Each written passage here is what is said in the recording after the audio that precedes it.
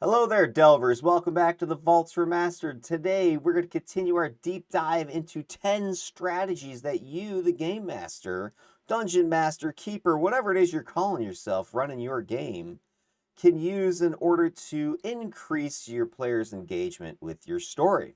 We're talking about strategies that are going to take the backstories of the characters in your game, and you're going to grab some little tidbits and information from all that stuff that your players have given you and weave it into your story and use that to get your players to grab hold of the plot and not let go until you get to the end. I covered number one in my last video. If you haven't seen that one yet, go ahead and subscribe to the channel. Click your notify bell icon. Whatever it is that you got to do in order to keep up with this stuff. And today we're going to talk about number two here. How to use NPCs from your character's background, their backstory, their life, their blasts from the past, their skeletons in the closet, whatever it is, taking these people and bringing them back into the game and using that as a way to hook them in and get those characters following your plot. Let's take a look at how to do this. So, we have information from our players about their characters. They've given you a paragraph, they've given you a sentence, they've given you pages, they've given you an entire novel all about their character.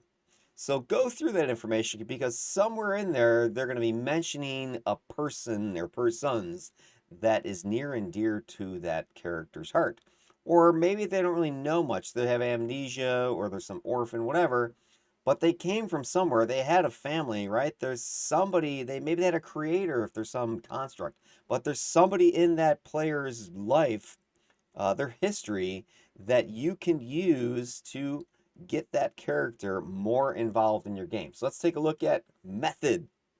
So what you want to do here is leverage these NPCs from the backstory, from the history, and use them to create an emotional tie for that character with the main narrative, with the story itself. So look in there. Who are they attached to? Can you use them? Now, why are you doing this? By incorporating these NPCs that have these relationships, have some significant relationship. That's probably the biggest point here is you don't just want to be it's the barber that cut their hair one day, right? It needs to be somebody that has significance to that player character's life. And you want to incorporate this person into the current plot of the story. So not the history plot, but the current plot. And then you're going to use this involvement to create complications. You're going to complicate the decisions that the player has to make. You're going to heighten the tension for them. You're going to use them as a familiar touchstone, somebody that they can go to perhaps for advice. There's all kinds of tips and tricks that you can use this NPC for. Now, what does this mean? How are you going to apply this? Let's take a look. Emotional depth is the first thing we want to talk about. If you're going to use one of these NPCs, one of these familiar people from your player character's history, when you integrate them into the plot, that's going to add layers to the story. It's going to give personal history. It's going to give emotional depth to the story for that player character. It becomes more compelling for them. It becomes more immersive for the player. Imagine if they're playing your game and all of a sudden, dad shows up at the village or something like that. Maybe a brother is in the arena where they're battling some, beast or something like that. Who knows? There's all kinds of things you can pull from their history, throw it into the game that's going to suddenly make that character either on edge or excited or whatever. And think about the player. They now know that you, the GM, read their stuff and that you actually care. You've pulled some information from their character's history and you put it into the game for them. They're going to love it. And then the other thing about this is that now this makes that sort of, abstract of like the plot, going to this place and slaying that beast or doing this and doing that. That abstract concept of going A, B, C, D, whatever, it now becomes, and you could turn it into these emotionally charged moments. Maybe the antagonist is a family member right there. Boom, plot twist, that kind of thing. Maybe somebody who got kidnapped is a relative, somebody they know from their past. Maybe the place that got burned to the ground was their family village. You could use all this information. Think about a great example from the Star Wars, The New Hope, when what was it, Aunt Beru and Uncle Owen, they both get, laser blasted by the Empire because they're coming looking for the droids and that. Okay, bang! That was in a very emotionally charged moment for Luke when he realizes that, my old life is over here. These family members, these effectively NPCs, are gone. Engaging, right? The other thing here is it allows a way you can apply this. It allows you to create these dynamic stories. Now, these NPCs, they can have all kinds of roles in the game world. You don't just need to come up with brand new NPCs that have never existed before. Your player characters, your players probably have NPCs for you to use. So you can use them as mentors, perhaps rivals, family members that are now found and they come back into the picture. These people already exist in the mind of your players. So now bring them into the story. That and the big thing here is make sure that when you bring them in, they're able to influence the plot and its direction. They're able to influence the characters' decisions. This is going to make sure that they're going to help you make sure your story is going to stay fluid. It's responding to what your characters' lives were before they became the adventurers, the heroes of your story, and it's going to be a unique experience for them, regardless of if it's a story arc, an entire campaign. And if a new arc starts in the campaign or a new campaign starts in a year from now, if you keep using this sort of strategy each time, there's going to be new, characters, of course, but there's all these NPCs that they bring with them that you can then weave into the game as well. Now, how would you go about doing this in a practical sense? How are you implementing this strategy? Well, the big thing here is you don't want to sort of force this, right? You don't want to just have NPCs showing up willy nilly, like, oh, the shopkeeper, oh, that's my Uncle Lou from back in the day type of thing, or the armorer. Oh, wait, that's my grandfather. Okay, why? Who? Doesn't make any sense. So you want to make this a seamless integration. That's the big thing. Otherwise, it's going to kind of throw off the immersion. All of a sudden, like the big bad evil guy was your long lost sister, Mary? Like, huh? Why? There's got to be a reason for that. So if you're going to make him as part of the story, make sure that it feels natural. It feels like an inevitable thing. It's not a contrivance. So maybe, the long lost sister was, and I think a great example of this is in Dragonlance when was it Kitiara, when she kind of goes missing at the start of the story, and you're like, well, what happened to her? And only thing he knew, she was maybe a mercenary, and she was kind of a wild child, and she had disappeared somewhere in the north. And then there's all these rumors about war in the north. I mean, you kind of know in the back of your head that she got into something. Now, you probably didn't realize at the time that she was, spoiler, a commander amongst the dragon armies, but you kind of sensed something big was going on there. That's what I'm talking about here. You have this NPC from the past, in Dragonlance, this would have been Tanis's girlfriend, Caramon's, half sister, Raceland's half sister, right? This is an NPC. They're off screen. They're part of those characters' backstories. And all of a sudden, bang, they arrive later in the game. That felt natural. You felt like that was coming at some point. It wasn't just some made up out of the blue reason for it.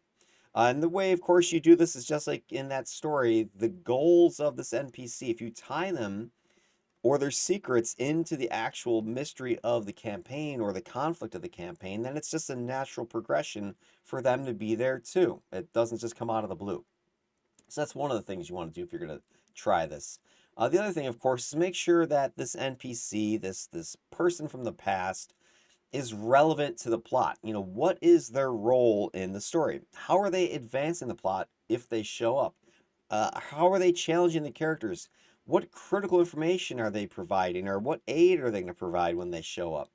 Their inclusion, regardless of what it is, should drive your story forward. Again, it shouldn't just be, they're a shopkeeper for no reason, okay? Unless maybe kind of go almost like a comedic thing and it's part of that character story.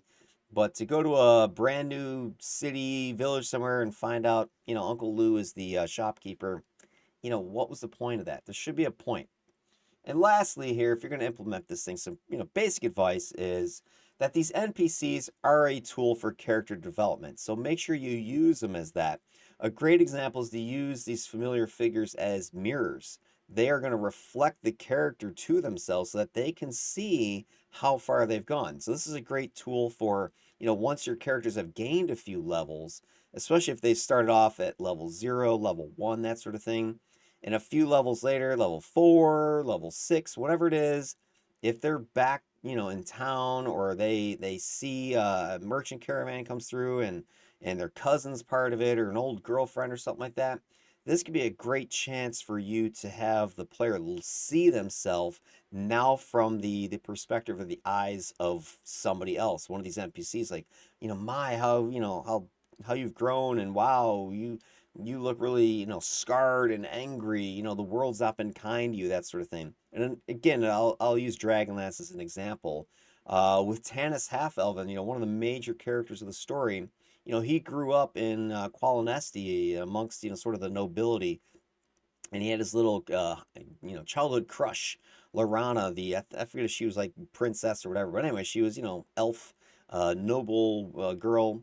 And when he encounters her later in the story, she is shocked by how like grizzled and kind of angry he's become, but he's seen some stuff at that point. So it reflected his growth, not necessarily as in a positive, but just his growth as a character from that boy, that half elf boy growing up in Qualinesti, to now this hardened adventurer and his bristled beard and battle scars type of thing. It showed the development of his character. So you can use these NPCs as a tool for that as well.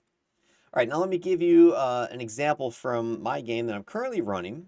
And in the Tuesday session, I have a character by the name of Nesni. She is an Orog, one of the magmatic orcs of the game world. And she has recently joined a cult by the name of the Harbingers of Freedom. So she's a cleric.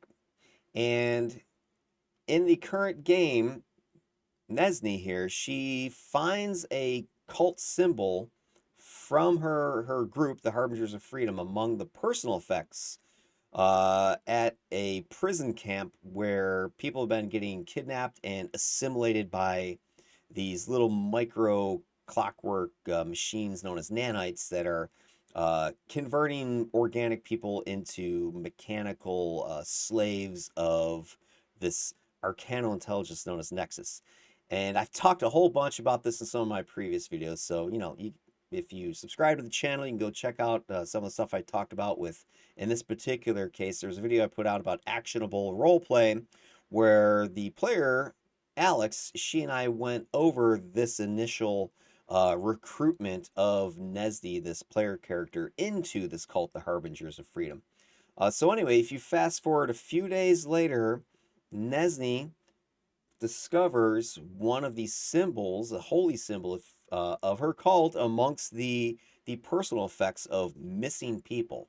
So she's starting to go, huh, how did that get here? Now, Nesni is faced with this question, that her cult is possibly infected by these nanite machines, or maybe even worse, they're actually part of the conspiracy to assimilate. Now, for her, this group of NPCs, this cult, she's just met them, so they're not from a deep past. Let's talk about recent past, just a few days ago. But the way her character is she's already embracing them as family. They definitely sold themselves as, hey, you're our sister. You can join us.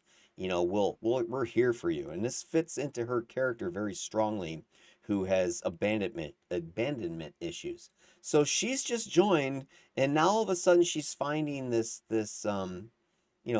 personal effect, this symbol amongst the spoils here, amongst the leftover stuff of whomever it was. So she's starting to think this. Now, how does this tie into the bigger picture? How can I use this dynamically? So these NPCs, these cultists, she sees them as mentors, as family members. But now I can start using them to plant a seed that, well, maybe they're actually the bad guys. Maybe they're antagonists. Maybe it was unwittingly, they didn't realize it. Maybe they were victims. Or maybe they're actually part of it, right? They're doing this on purpose. And this creates this layer of betrayal and conflict that is now going to challenge Nesni's loyalty and her beliefs that she's just suddenly discovered.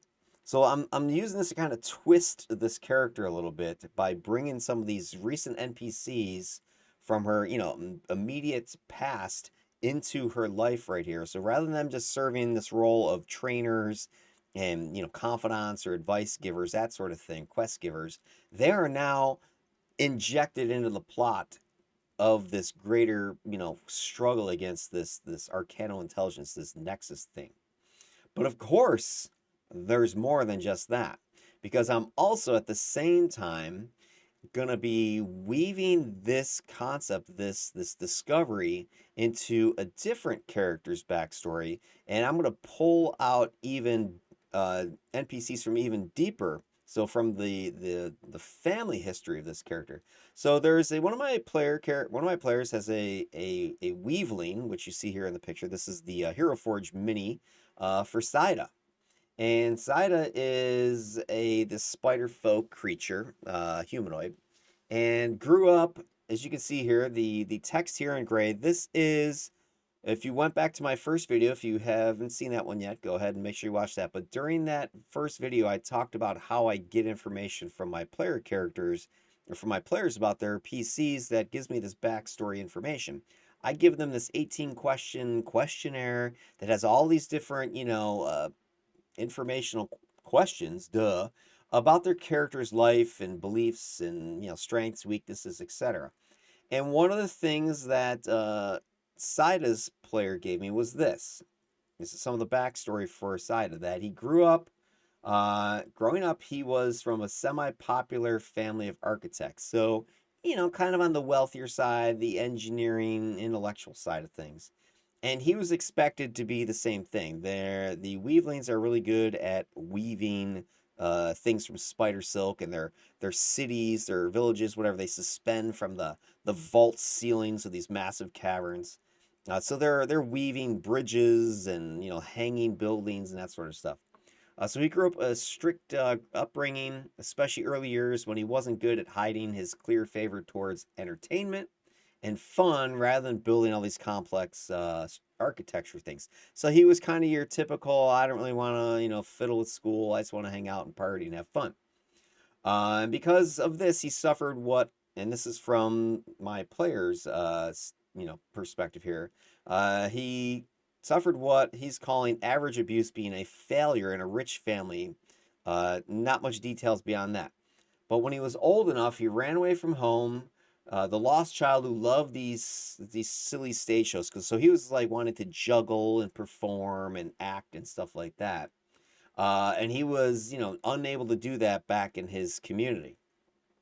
And so anyway, he leaves town, and this is why he like, because he likes to do, I think it was like puppet shows with his little web strings and stuff like that. And he likes to, entertain kids and stuff like that at these camps of refugees and such. So he ends up joining this caravan, which is the level 0 where all the players started.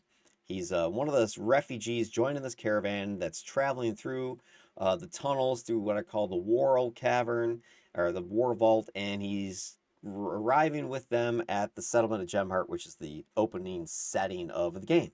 So anyway, he is just trying to protect kids and, entertain and just sort of be more relaxed, and doesn't want that really strict lifestyle. Well, I'm going to use this because I'm going to bring somebody in from his old life that needs help. And that's where the rest of this story kicks off.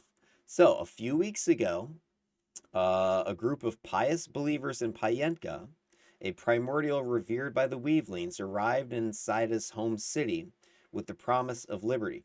The city existed under the yoke of oppression to a neighboring colony of, let me look up my pronunciation again.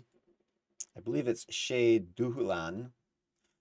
Sometimes you come up with these derived names that, mean something, but then you try to pronounce it. It's like a challenge, right? So anyway, Bat Folk, Bane Lagor from D&D concept or D&D world, but the Shea Duhulan.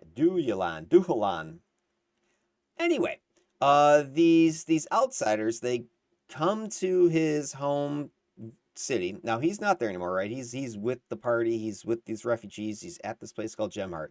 But a few weeks ago, these people arrive, believers of Payenka, and they're calling themselves Harbingers of Freedom. Hey, didn't we just hear about that? Yeah.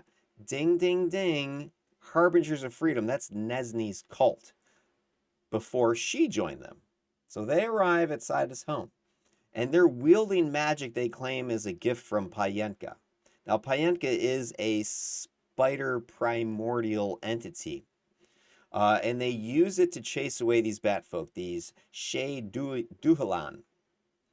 And after they deliver on this promise of liberty, the Harbingers are allowed to set up a shrine to Payenka and teach the Weavelings how to wield her power. They're embraced by this community, by the city folk. However, about a week ago, just over a week ago, strange disappearances began happening all over the city, and some blame the new cult. Hostilities are growing, and this NPC, who I've not yet determined who it is, because I need to talk to the player a little bit more to get some more information about the family here and his upbringing. But I'm imagining it's an old friend. You know, maybe somebody who was in architecture school with the guy.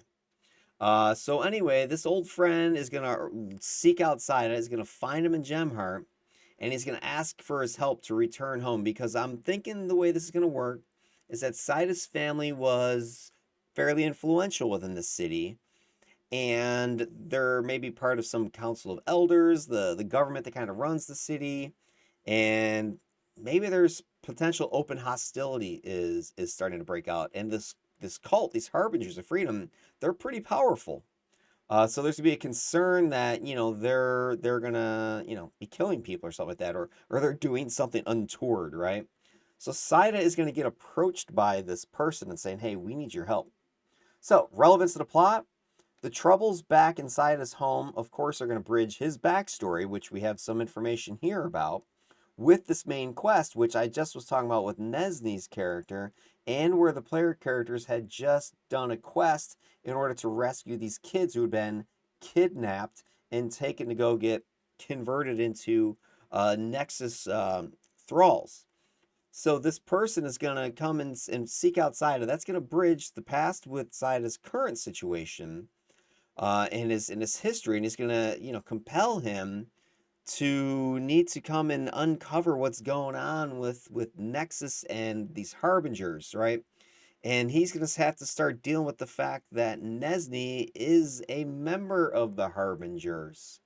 So what's going on here? Are the harbingers the bad guys, or are they victims as well? Have they corrupted his home? Have they influenced? What's going on? His family's going to be involved in this as well. And then as far as the character development angle here, so this NPC, again, I'm thinking childhood friend, is going to serve as this initial contact, right? Going to give him some emotional support. He's going to have information to reveal, so he has a relevance to the story. And then what I really want to do is turn the screws on this, is that hopefully the party bites and they're going to chase this lead back to this Weaveling city, this Weaveling, settlement as well. And there, upon arriving at the city, there's going to be more NPCs from Saida's background. Family members, maybe a city elder. Maybe one of the family members is a city elder. And maybe they're either on the side of the Harbingers or they're wanting to kill the Harbingers. And then they see Saida as a friend of a Harbinger. That could create massive conflicts between him and family, right?